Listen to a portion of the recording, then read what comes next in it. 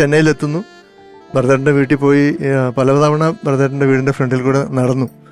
അപ്പം ആരും പുറത്തൊന്നും കണ്ടില്ല. പിന്നെ കയറാനും ഒരു ധൈര്യക്കുറവുണ്ട്. അപ്പോൾ ഒരു ദിവസം ഞാൻ ഭരതേട്ടൻ ഇങ്ങനെ പുറത്ത് നിൽപ്പുണ്ട്.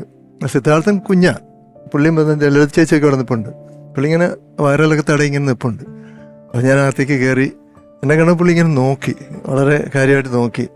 അപ്പോൾ ഞാൻ വിചാരിച്ചു എൻ്റെ ഒരു രൂപമൊക്കെ കണ്ടപ്പോൾ ലളിത ചേച്ചിയോട് പറയും, ഇവന് വല്ലതും കൊടുത്ത് പറഞ്ഞു വിടും. അവനോട് നീ എവിടെ നിന്നാന്ന് ചോദിച്ചു. ഞാൻ പറഞ്ഞു ഞാനിങ്ങനെ പൂനെയിൽ നിന്ന് വരികയാണ്, മലയാളിയാണ്. അപ്പം ഞാൻ പിന്നെ എൻ്റെ ഒരു ആൽബം ഉണ്ടായിരുന്നു.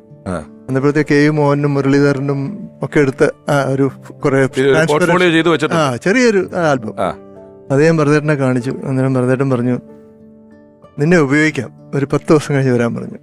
അപ്പൊ തന്നെ ഒരു 10 ദിവസത്തെ ഗ്യാപ്പിൽ ഇത് കിട്ടി. 10 ദിവസം കഴിഞ്ഞ് വരാൻ പറഞ്ഞു. അപ്പൊ ഞാനിങ്ങനെ 10 ദിവസം പിന്നെ ഒരു വലിയ സംഭവമാണല്ലോ, 10 വർഷത്തെ.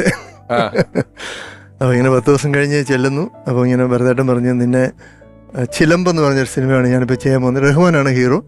അപ്പോൾ നിന്നെ അതിനകത്ത് വില്ലനായിട്ട് കാസ്റ്റ് ചെയ്യാൻ പോകാം. അപ്പോൾ കരാട്ടയും കളരിയും തമ്മിലുള്ളൊരു മത്സരമാണ്. അപ്പോൾ നീ അന്ന് കരാട്ടെ പഠിച്ചിട്ടുണ്ടെന്നൊക്കെ പറഞ്ഞല്ലോ എന്നൊക്കെ പറഞ്ഞ് അങ്ങനെ കാസ്റ്റ് ചെയ്ത് അന്നൊരു 2500 രൂപ എൻ്റെ കയ്യിൽ തന്നു.